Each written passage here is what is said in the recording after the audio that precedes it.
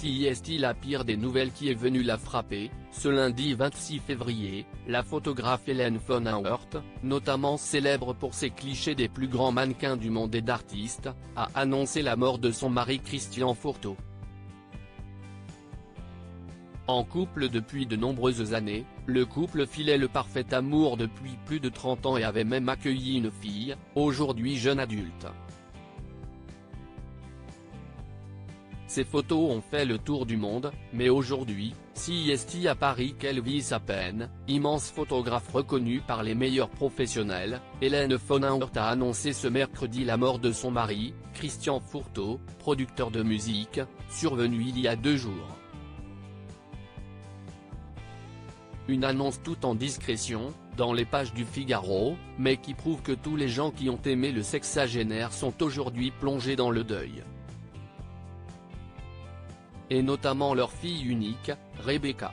Née en 1990, la jeune femme de 34 ans a suivi sa mère sur le chemin de l'image et de la mode. Depuis plusieurs années, elle est réalisatrice de clips et de courts-métrages pour des maisons de couture et des marques prestigieuses à New York.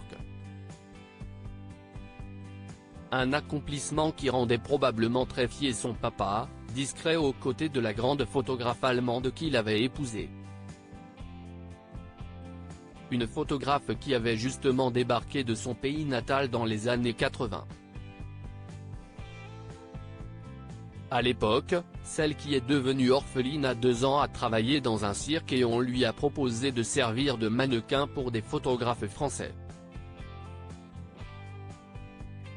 Un métier qu'elle gardera durant 10 ans avant de passer de l'autre côté de l'objectif et de devenir une des photographes les plus renommées du milieu, grâce, notamment à ses photos de sa compatriote Claudia Schiffer.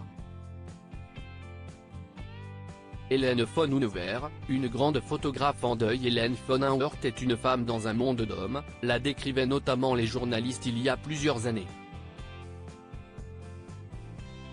Mais pour l'heure, l'Allemande de 70 ans est d'abord une femme en deuil, qui va devoir surmonter la douleur de cette perte si jeune. Heureusement, elle pourra sans doute compter sur le clan de son mari, dont Marie-Eugénie, Richard, Anne-Marie, ses frères et sœurs, ou ses nombreux neveux et nièces. Et notamment pour l'enterrement au Père-Lachaise, samedi 2 mars. Un moment qui s'annonce particulièrement touchant, surtout qu'elle n'est déjà allée s'y réfugier. Comme seule réaction à la mort de son mari, elle a en effet posté une photo en story Instagram de la grande statue d'Angers sur le caveau familial. Et on imagine que les choses ne sont pas aisées.